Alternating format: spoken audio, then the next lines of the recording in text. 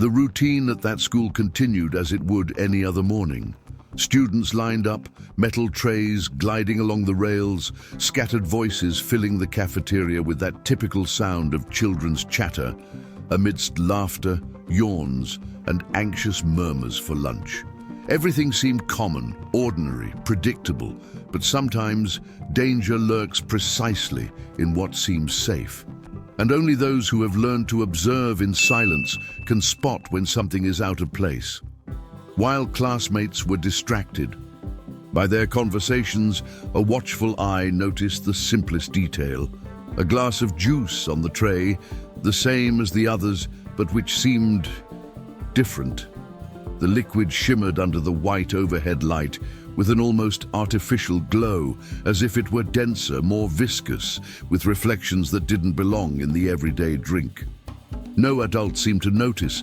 No child thought it was strange, but that boy, accustomed to distrusting what many accept without thinking, sensed something was wrong. The scent was slightly too sweet. The color seemed saturated, vibrant, as if trying to attract attention, and he knew instinctively that it wasn't normal. With the tray still in his hands, he hesitated, not out of fear, but because of something greater, an uncomfortable certainty that if he remained silent, something terrible would happen. It was then that he decided not to remain silent, even without proof, even without support, even knowing that his voice was rarely heard. Minutes later, the entire cafeteria would be emptied. Emergency teams would be called. The once monotonous routine would turn into chaos.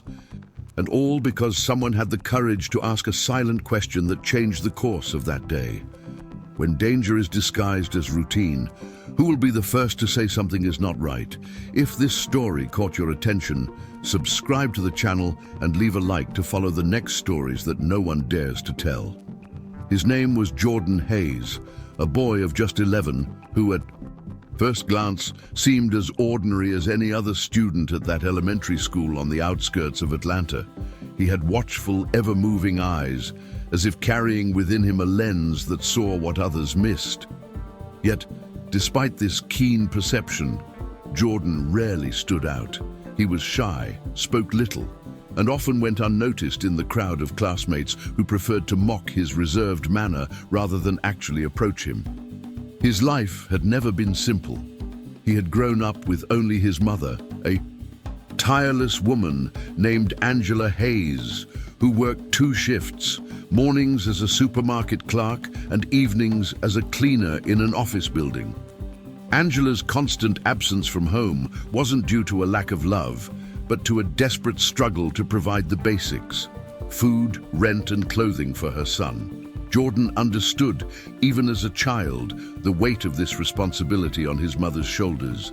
And it was precisely this precocious maturity that set him apart from other boys his age. He had no time for expensive toys or trendy video games. He spent his afternoons reading used books from the community library and taking solitary walks around the neighborhood. At school, his routine was marked by silence. Jordan wasn't the type to raise his hand in class or laugh out loud during recess games. Instead, he observed. He noticed the teachers' hurried gestures, the whispers in the hallways, the details that escaped general attention. Some classmates called him weird. Others simply ignored him. But none of them knew that this habit of observing the world cautiously and deeply would soon become his greatest virtue.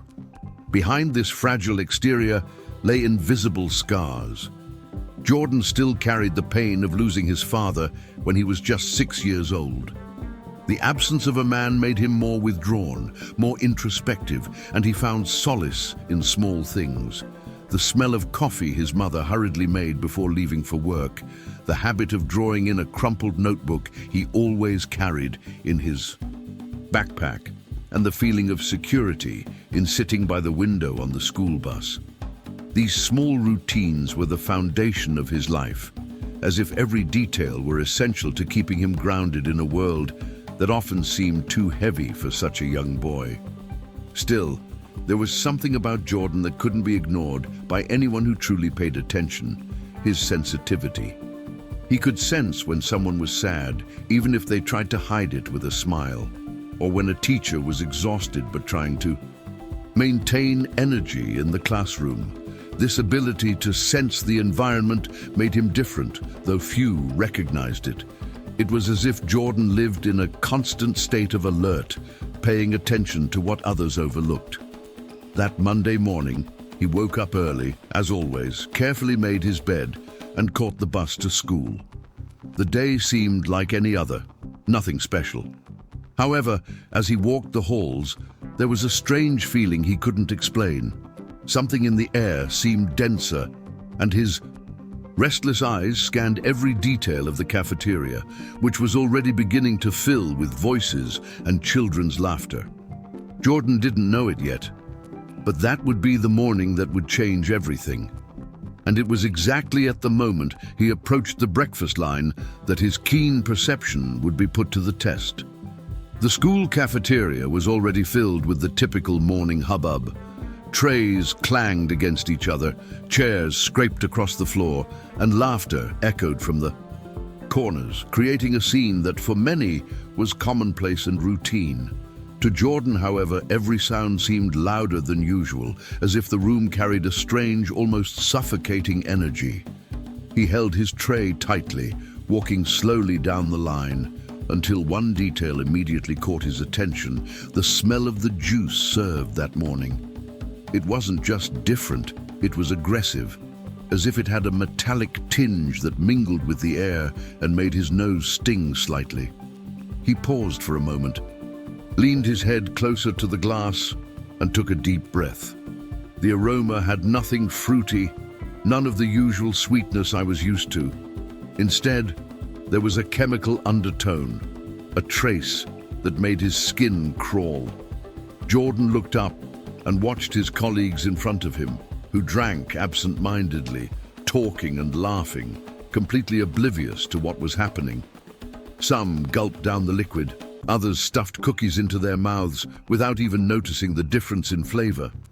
It made his heart race. How could no one have noticed? He stepped aside and, amid the hustle and bustle of the line, noticed something even more disturbing. Near the counter, among stacked juice boxes, stood a rarely seen employee. He wasn't from the kitchen, nor was he one of the usual children's staff. He wore a cleaning uniform and seemed out of place, fiddling with containers as if in a hurry. Jordan stared at him, trying to memorize every detail. The rigid posture, the slightly trembling hands, the gaze that avoided direct contact. The feeling of strangeness grew with each passing second. The boy looked back at the glass on his tray. The liquid had a subtly different color, cloudier, as if something had dissolved in it. His heart was pounding in his chest, nearly leaping out of his throat. He swallowed hard and felt the urge to drop the tray immediately, but something inside him told him he needed to pay attention, to better understand what was happening before acting. The next few minutes felt like an eternity. Jordan couldn't sit down, couldn't take a sip. He remained motionless, watching, listening to the sound of laughter that contrasted with the tightness in his stomach. Every fiber of his being screamed that something was wrong.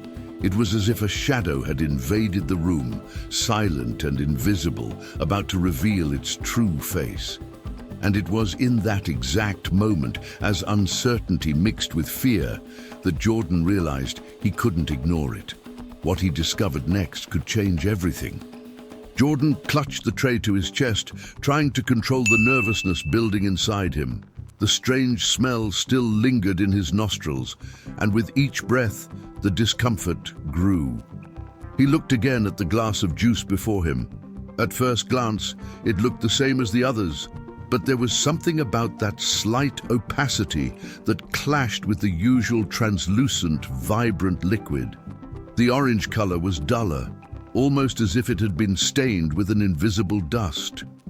Jordan brought his nose closer and confirmed the sensation. There was no doubt about it, this was not normal. He discreetly moved away from the line, as if looking for a seat, but in reality, his eyes were fixed on the cleaning employee. The man was pulling more boxes from the pantry, quickly placing them on the counter, always glancing over his shoulder to make sure no one was watching. Jordan noticed the haste in his movements, the way his hands trembled slightly as he opened the packages. And this uneasiness sent a chill down his spine. There was something wrong with his behavior, something that didn't fit with the routine of any ordinary worker. Taking a few steps in the opposite direction, the boy noticed another detail that no one else seemed to notice. In one of the open boxes, there was a metal bottle poorly hidden among the juice cartons. It wasn't large, but it stood out in the crowd. Jordan couldn't see the label, but the mere presence of that out-of-place object aroused even greater suspicion in him. Logic began to form in his mind. Even without concrete proof, someone was altering the drink before it was served. He took a deep breath, trying to convince himself that maybe he was imagining things. Maybe it was just paranoia. But when he looked back at the glass on his tray, the cloudy mixture seemed like a silent warning that his intuition was correct. Every second, his mind repeated the same question. What did they put in here? The answer he knew might be too terrible to risk. Jordan didn't drink. Instead, he carefully placed the glass back on the tray, as if handling a delicate piece of evidence. His eyes flicked back to the clerk, who was now wiping the sweat from his forehead with his arm, as if under intense pressure. No one seemed to notice him. Everyone was too distracted by the animated conversations, but Jordan registered every tiny gesture. It was as if he were the only one able to see beyond the surface. At that moment, a certainty solidified in his mind. This wasn't a figment of his imagination. It wasn't just a strange smell.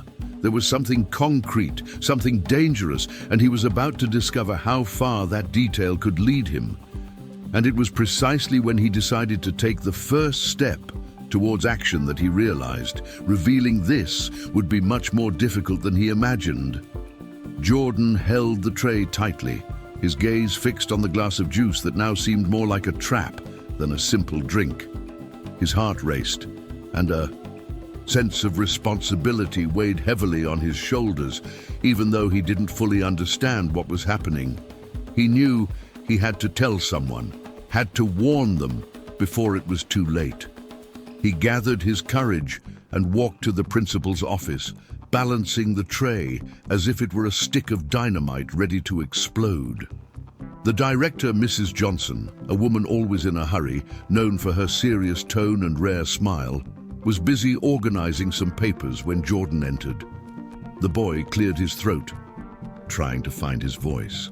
"Ma'am, the juice in the cafeteria. There's something wrong," he said, showing the still full cup. She looked up quickly, her expression weary, and shook her head. "Jordan, we don't have time for games this early. Put that tray back and go to class." The boy persisted, his voice trembling with anxiety. He explained the strange smell, the cleaner rummaging through the boxes, the metal vial he'd seen. Mrs. Johnson sighed, resting her hands on the table, and replied, impatiently, "You're imagining things. We've had complaints about your overactive imagination before. Don't make a fuss over nothing." The words felt like knives to Jordan's heart. He tried again, but the principal held up her hand for silence. Just then, a group of students passing in the hallway caught sight of the scene and began to laugh. One of them whispered mockingly, "Look, the crazy detective making up stories again." The laughter echoed, and Jordan felt his face burn. The weight of the scorn fell over him like a wall, isolating him from the rest of the world. This wasn't the first time he'd been disbelieved. Since childhood, his tendency to notice unusual details had earned him malicious comments. But now, the pain of rejection was different. It wasn't just about being ignored, but about knowing something terrible was about to happen, and no one was willing to listen. Frustration and helplessness mingled, forming a lump in his throat that was difficult to swallow. When he Returned to the cafeteria, the sound of laughter seemed louder, almost mocking him. Children continued drinking their juice, oblivious to the danger lurking silently between the tables. Jordan clenched his fist tightly, feeling the wood of the tray press into his hand. He wanted to scream, wanted to snatch the cups from every student's hands, but he knew that would only increase the laughter and the accusations that he was a troublemaker. It was then that a decision dawned on him. If no one believed him, if not even the principal cared, he had no choice but to act on his own. His eyes fixed on the mysterious employee, still present at the back of the cafeteria. The man seemed restless, looking from side to side as if afraid of being discovered.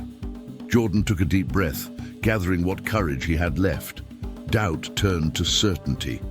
He would have to investigate alone, because the danger was closer than anyone could imagine. And in that instant, without him being able to foresee it, the boy was about to embark on a path that would forever change his life and the lives of everyone around him. Jordan sat back down at one of the cafeteria tables, but his mind was elsewhere. The noise of the children's voices around him seemed distant, muffled by a haze of thoughts racing through his head. With each sip he watched his classmates take, the pressure in his chest grew.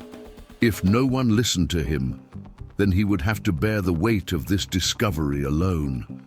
There was no longer room for hesitation, because with every passing minute, the danger approached a point of no return. Carefully, he slid the tray closer and discreetly removed the glass of juice. In a quick, calculated gesture, he placed it inside his backpack, hiding it among notebooks and books. He knew he was carrying something valuable, a piece of evidence that could mean the difference between life and death. His fingers trembled, but his resolve began to solidify. It was as if an invisible force was pushing the boy forward, preventing him from retreating. The next step was observation. Jordan pretended to chew a piece of bread to avoid attracting attention, while his eyes remained fixed on the cleaning employee. The man moved nervously, carrying boxes to the kitchen, but always returning to check that no one noticed him.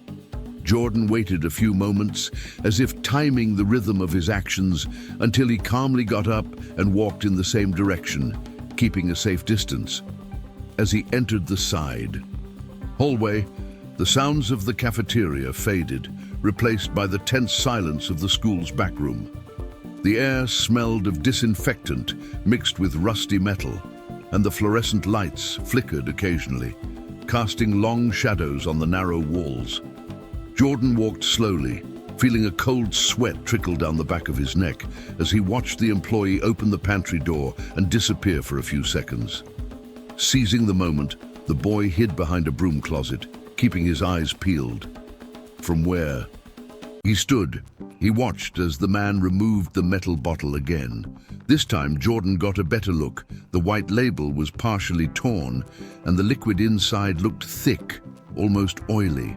The clerk poured small amounts into open bottles of juice, stirring quickly to disguise it. The scene was too clear to be mistaken for paranoia. Jordan's heart was pounding in his head, but he forced himself to maintain control. He discreetly removed his cell phone from his backpack, and with the camera trembling in his hands, began recording everything. The images were shaky but revealing. The man's every movement was recorded as a silent testimony to what, until then, no one wanted to believe. When the clerk closed the boxes again, Jordan backed away, holding his breath to avoid making a sound. The man left the pantry and walked toward the main hallway, unaware that he was being followed. The boy waited a few seconds and then moved behind him, his footsteps light, almost inaudible. The fear of being discovered consumed him, but the need to keep going was even greater. Every open door, every shadow that appeared, felt like a calculated risk he had to face. Little by little, Jordan gathered an arsenal of evidence. Photos, videos, and even a small sample of the juice he kept with him. He felt he was getting close to something big, but at the same time, an uneasy feeling grew in his mind. The man wasn't just acting nervous. There was something darker in his actions, something brimming with hatred and resentment. The boy remembered the vague news reports he'd read weeks before about a former employee angry with the school, and every detail seemed to fit together like pieces of a puzzle, slowly coming together before his eyes. However, the closer he got to the truth, the greater the danger. Jordan knew he couldn't sustain this investigation for long without being discovered. And what would happen if the man realized he was being watched? It was at that point that a sudden noise echoed through the hallway, the metallic thud of something falling to the floor. Jordan froze in place, his heart racing, his eyes wide. Had he been too careless? Had he just exposed himself? Jordan's heart was pounding so hard it seemed to echo through the silent school hallways. The metallic clang he had just heard came from a bucket that had rolled away on its own after being poorly supported by the attendant. The attendant grumbled irritably, picked up the bucket, and continued walking, unaware that just a few feet away, an 11-year-old boy was following him with measured steps. Jordan breathed a sigh of relief at not having been discovered, but he knew he was treading increasingly dangerous ground. With his cell phone still in hand, he discreetly recorded the employee's movements again. Every gesture was recorded as if it were irrefutable evidence. Jordan didn't know exactly what he would do with the footage, but he knew he needed to keep it at all costs. The problem was that the more he observed, the more details revealed themselves before his eyes, forming an increasingly clear picture of the threat looming over the school. He noticed the man avoided the gaze of other employees and always kept to dimly lit corners, as if trying to blend in with his surroundings. His walk was quick, but carried a strange hesitation, as if he were constantly alert for possible pursuit. Jordan silently followed each step until he saw the man discreetly pull an old, crumpled badge from his pocket. Curiosity turned to shock when the boy realized it wasn't the badge of a current employee. The school logo was faded, and the printed name was almost illegible. The memory came like a flash. Weeks earlier, Jordan had seen a headline hidden in a local news tab on his mother's phone. "Employee fired after threats to school administration." The name mentioned was Leonard Briggs, a former cafeteria worker known for his explosive temper. He had argued with the principal in public and, after being dismissed, swore he would make everyone pay for what he considered an injustice.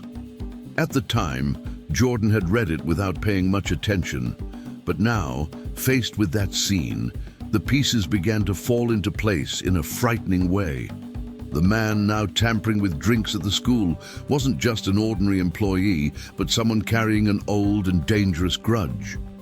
Leonard Briggs hadn't forgotten his promise, and he was here to cruelly fulfill it. Jordan felt his breath quicken as he realized the gravity of the situation. This was no longer a mere suspicion. It was a calculated plan of revenge that could cost the lives of dozens of innocent children. As the revelation weighed on his mind, Jordan continued to watch. He watched as Leonard stopped in front of a locked door, pulled a set of old keys from his pocket, and opened it easily. This confirmed that even after being fired, he still had access to the building.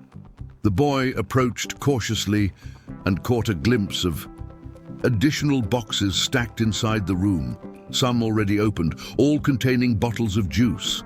It was as if Leonard had set up the center of his secret operation there.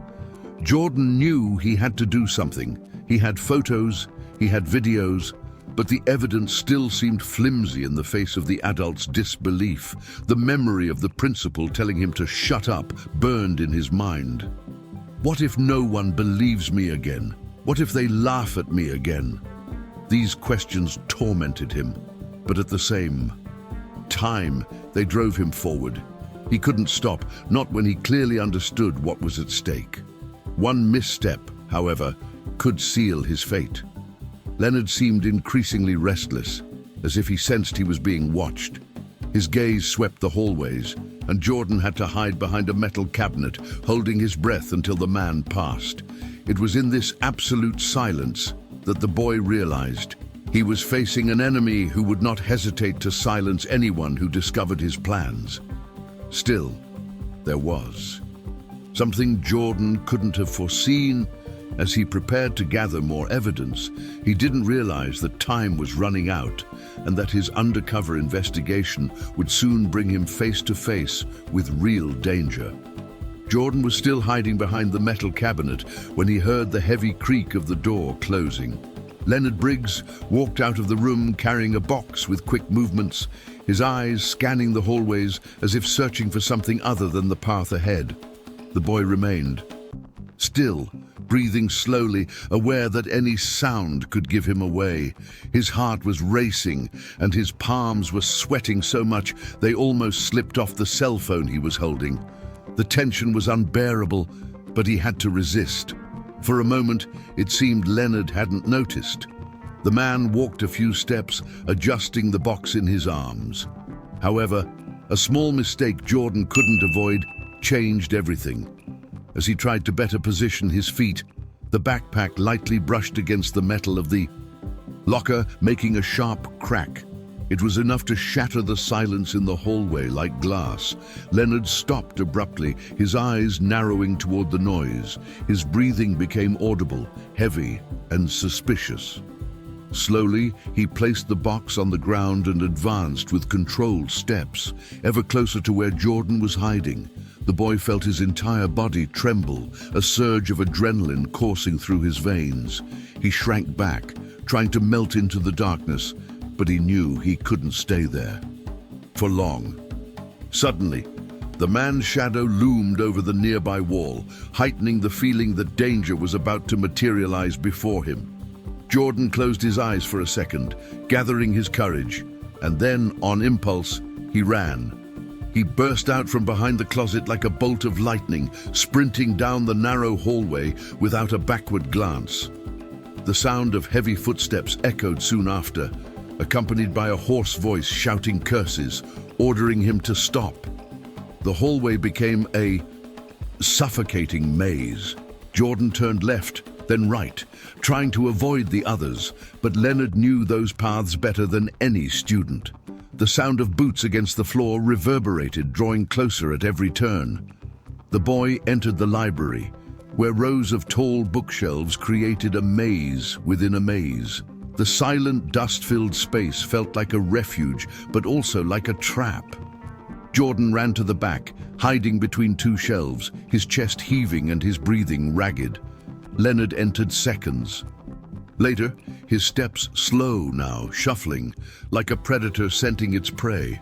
The creaking of the wooden floor sounded like hammering in Jordan's ears as he struggled to remain calm.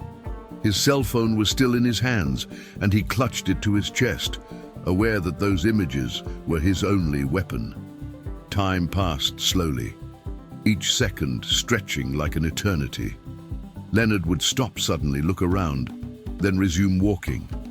His eyes scanned the rows, and at times he seemed to sniff the air, as if he could sense the fear hidden among the books. Jordan barely dared breathe. A drop of sweat ran down the side of his face and fell to the floor, making him fear even the imperceptible sound he had made. Finally, Leonard approached the section where Jordan was hiding. The boy could see through the gap between the books the man's cold, determined gaze. He was about to be discovered. The silence was broken by a sharp thud. Leonard knocked a stack of books off the shelf, as if testing the reaction of anyone nearby. Jordan almost jumped in fright, but managed to contain himself. The man grunted, took a few steps forward, and in that brief moment, Jordan took advantage of it to escape around the side, slipping like a shadow through the space between the shelves. He ran toward the library exit, but the feeling of being hunted didn't diminish. Leonard roared in rage as he noticed his escape, and the sound of his footsteps echoed even louder like hammer blows of pursuit. Jordan knew he couldn't run forever, but he needed to hold out long enough to find help. The problem was that as he left the library and turned the corner, he realized there was no one else around. The rooms were empty. The echo of his footsteps betrayed every movement, and behind him, Leonard's menacing presence approached relentlessly. And it was at that moment, when there seemed to be no way out, that Jordan made the decision that would completely change the course of that morning. Jordan ran down the empty hallway, the weight of each breath echoing like thunder in his ears. Behind him, Leonard advanced furiously, his voice thick with menace and desperation. The boy knew he couldn't hide again. He needed to find someone who would believe him before it was too late. It was then that, as he turned the corner toward the school's side exit, he spotted the figure of a police officer patrolling the courtyard outside. His heart raced with hope. Without a second thought, Jordan pushed open the door and ran toward the uniformed man. His hands trembled as he pulled his backpack off his back and pulled out the glass of juice wrapped in a makeshift plastic bag. "It's poisoned! I saw him put this in the juice!" he shouted, his voice cracking with a mixture of fear and urgency. The surprised officer grabbed the boy by the shoulders and peered intently at the glass. Leonard hadn't appeared yet, but the boy knew it was only a matter of seconds. The officer didn't hesitate. He quickly radioed for backup, and within minutes other officers surrounded the scene. Jordan, panting, opened his cell phone and showed the videos he had recorded. The images were shaky, but clear enough to reveal the employee tampering with the drink boxes. That was enough to turn suspicion into certainty. The officer looked at the boy seriously and nodded, understanding the gravity of the situation. As officers mobilized, word spread like wildfire through the hallways. Teachers yelled at children to put down their cups and move away from the cafeteria. Trays were knocked over, chairs were hurriedly dragged, and in moments, the once routine environment became a scene of panic. Parents already approaching the school began screaming outside, trying to understand what was happening. The scene turned into a spectacle of collective shock, in which the innocence of school breakfast revealed itself as a death trap. Jordan watched everything with a mixture of relief and nervousness. Finally, his voice had been heard. Finally, someone believed him. But at the same time, the sense of danger still pulsed through his veins. Leonard hadn't disappeared, and at any moment he could reappear to try to silence the boy who had unmasked his plans. As news helicopters circled overhead and vehicles arrived from all directions, tension grew even higher. Armed police officers entered training, and health workers collected juice samples for immediate analysis. Chaos ensued, but the truth had finally come out. Jordan felt torn between pride in having successfully exposed the threat and fear of what was yet to come. Because if the city now knew of the plan, Leonard also knew he had nothing left to lose. And that certainty meant the morning was about to turn into something even more dangerous. The schoolyard was filled with a maelstrom of sounds, sirens echoing in the distance, police radios blaring urgent messages, teachers shouting for children to stay away from danger. Amidst the chaos, Jordan stood, his cell phone still clutched tightly in his hands as officers surrounded the kitchen entrance. He felt his chest rise and fall in rapid waves, as if each breath were an effort to stay upright. He knew he couldn't relax, because Leonard Briggs was still at large. Suddenly, a loud crash shook the structure.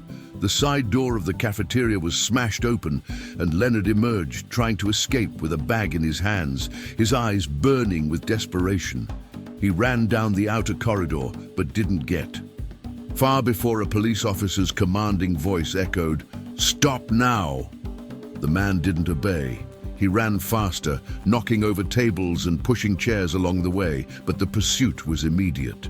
Two police officers advanced toward him, while helicopters illuminated the ground with powerful spotlights.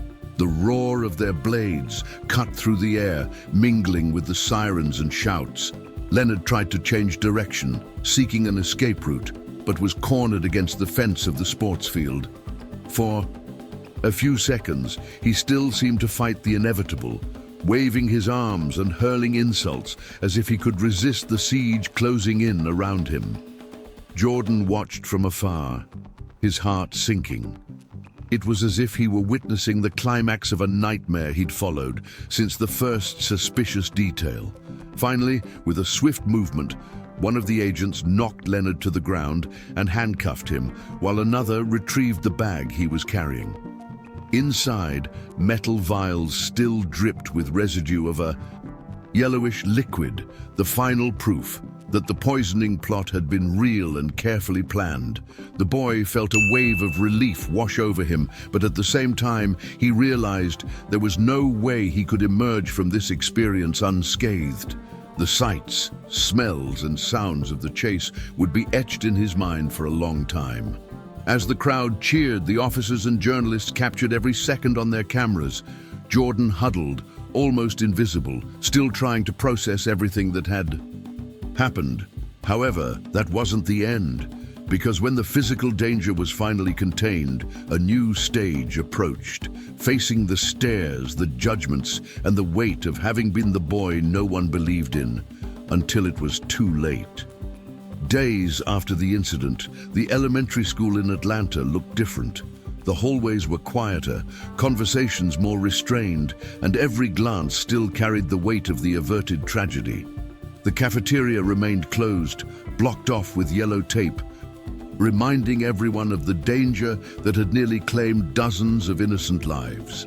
In the auditorium, however, every chair was occupied. Parents, teachers, students, and officials gathered for a hastily organized Thanksgiving ceremony, not to celebrate a common victory, but to recognize the unexpected act of courage that had changed everyone's fate. Jordan sat in the front row, his backpack resting at his feet, his hands restless on his knees. He felt out of place in the crowd that now watched him with admiration. He remembered bitterly how just a few days before he had been ignored, called weird, treated like a kid who made up stories. That memory of contempt burned like an open wound, even in the face of the applause that now echoed through the auditorium. Principal Mrs. Johnson took the stage, visibly moved. Her voice trembled as she publicly admitted that she had not believed Jordan's words. She apologized not only to him, but to the entire community for nearly allowing an error in judgment to prove too costly. The police chief then presented the boy with a symbolic certificate of bravery. The audience gave a standing ovation, and some parents wept, knowing they owed their children's lives to this 11-year-old boy. Jordan, however, wasn't seeking medals or titles. When he took the stage and received the recognition, his expression was serious and reserved. He thanked him with a shy nod, but in his mind echoed only a silent phrase: "If only someone had listened to me sooner." This thought followed him like a shadow, reminding him that although justice had been served, the initial neglect had left deep scars. Applause continued to fill the room, but Jordan remained motionless, staring up at the auditorium's tall windows. There was something in his posture that revealed more than simple shyness. It was as if, behind that silence, he sensed the story wasn't over yet. The morning after the ceremony, Jordan walked slowly through the school hallways, carrying his backpack as if it were an inseparable part of his body. The walls, decorated with colorful murals, no longer held the same lightness they once did. For him, every detail of the place now carried a different weight, as if his innocence had been shattered forever. His steps were silent, and his eyes remained attentive to everything, as if still searching for hidden signs in every corner. When he reached the cafeteria, he stopped in front of the closed door. The yellow tape fluttered slightly in the breeze coming through the open windows, and Jordan stood there, silent. There were no sirens, no rushing, but in his chest, the echo of what he had experienced still resonated like an indelible memory. He was thinking about what might have happened if he had ignored the strange smell, if he had drunk the juice like the others. The fate of an entire school could have been sealed in minutes. Returning to the classroom, Jordan passed through the courtyard and saw staff unloading boxes of groceries from a truck. For a moment, his heart raced again. His eyes fixed on one of the boxes, and he couldn't shake the feeling that something wasn't right. Maybe it was just recent memory making him more vigilant. Maybe it was just caution. Still, his gaze remained wary, as if he were always ready to act if history repeated itself. As he sat at the desk near the window, Jordan looked out and watched the trees sway in the wind. His serious face, marked by precocious maturity, revealed the burden of someone carrying more responsibility than was appropriate for his age. He wasn't just an ordinary boy. He was the boy who had changed the fate of hundreds of lives with a simple act of courage. The silence around him seemed to say more than any words. And yet, the narrative didn't end there, because sometimes a hero doesn't choose when to act. The moment simply chooses him. Jordan knew this better than anyone. He was just a boy, but he changed the destiny of an entire city. If you believe stories like Jordan's deserve to be told and shared, subscribe to the channel now. Activate the bell, like, and share this video so more people are inspired by acts of courage that transform lives.